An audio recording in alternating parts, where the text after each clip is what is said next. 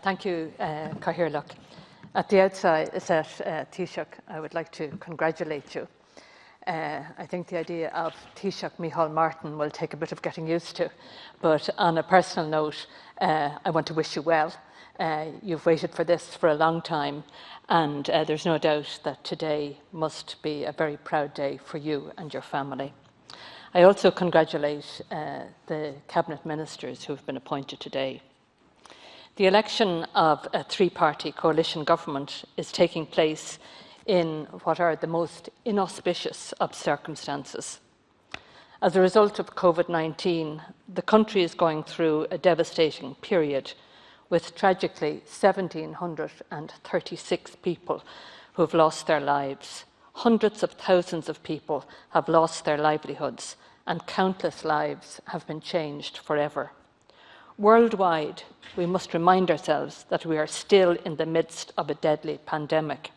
And here in Ireland, we must recognise that it remains a real and ever-present danger. I want to take this opportunity to thank our Chief Medical Officer, Dr. Tony Holohan, and all of those working on the front line, particularly in the health area, but across retail and all of those other essential services. People who have done exceptional work over recent months and who continue to do that work on behalf of us all. I also want to acknowledge the public who have adhered magnificently to the advice, despite having lost loved ones, lost jobs, and made so many huge sacrifices over recent months. However, today we must recognise that in February's election, the electorate roundly rejected the kind of politics provided by the outgoing government of Fine Gael, supported by Fianna Fáil. Rarely before had people been so exercised by and so conversant with government policy and the harmful negative effects much of it was having on their quality of life and that of their families. People had enough of the high cost of living and the difficulty in accessing those public services which are so essential to living a decent life. On top of that, there is the raft of other charges and costs, such as insurance, energy costs, mortgage interest, costs that the government had failed to control. And all of this in the context of 25% of the workforce on low pay and in an increasingly precarious and insecure world of work. But you know, the cruel irony is that the very people who created those problems are today now back in power. During the election, the most common response on the doorsteps to the question of who people would be voting for was, well, not Fianna Fáil and Fine Gael anyway. And when the votes were counted, those once large parties, the Civil War parties, mustered just 43% of the vote between them. People voted predominantly for a different kind of politics.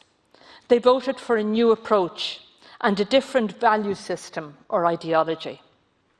The general election result strongly signified the desire of the Irish people for a fundamental shift towards a more equal, fairer and more inclusive society.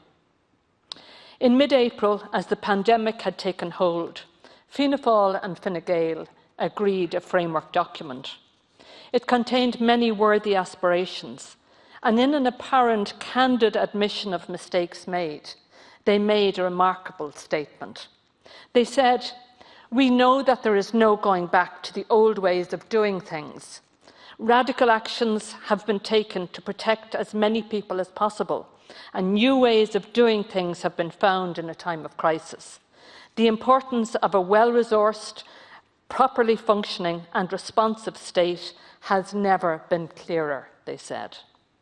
And for a moment, we actually thought that lessons had been learned, that the penny had finally dropped, and that there was a realisation that a strong state is critical to the well-being of a society and to people's lives. Because when the pandemic struck, the frailties of our state were all too graphically exposed.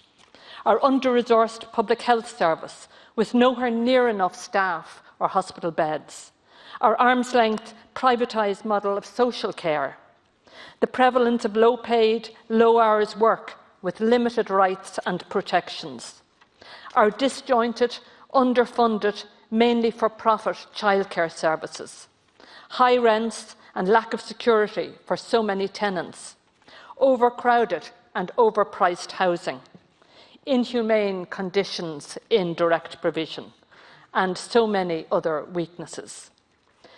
In responding to COVID, the government moved to socialise many of these essential public services because that was the only way that we would survive.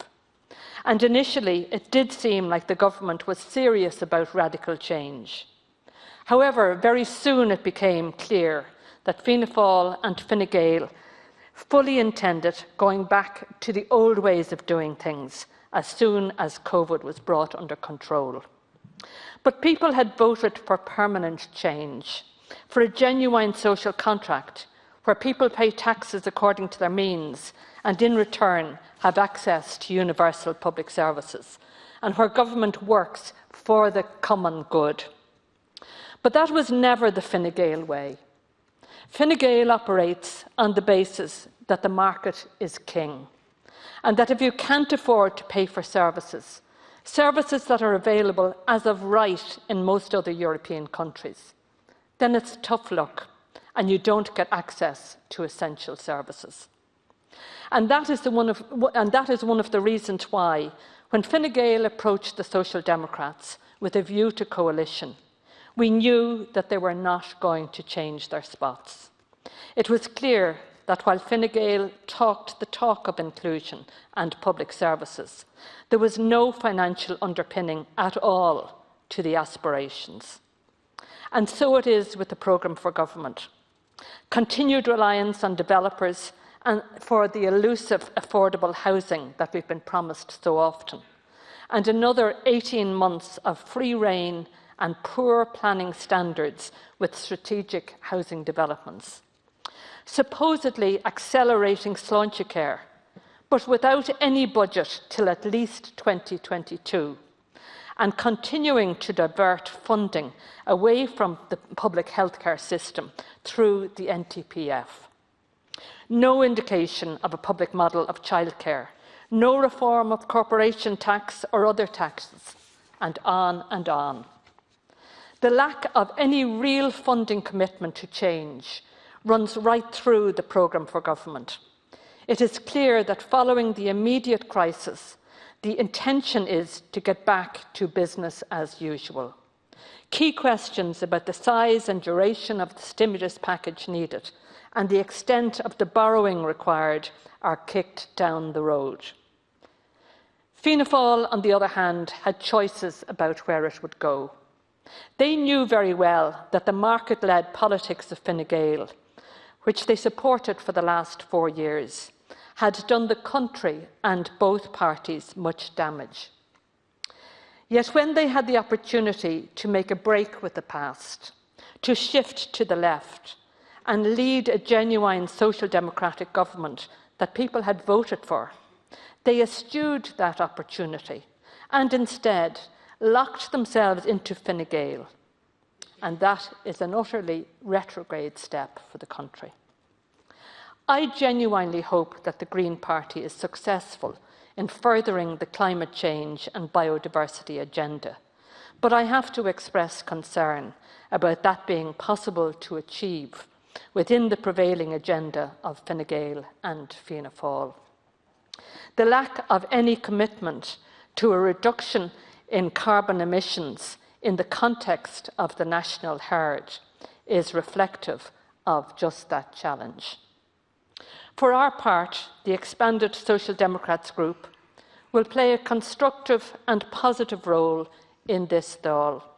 We will fight unapologetically for a fair society based on high-quality, universal public services, and for the kind of politics which challenges the many vested interests in Irish society and holds us back so much. We will provide strong opposition in order to hold the government to account, and we will work tirelessly to further the ideals of social democracy in order to create the kind of society which we believe will serve the best interests of all of the Irish people. Thank you.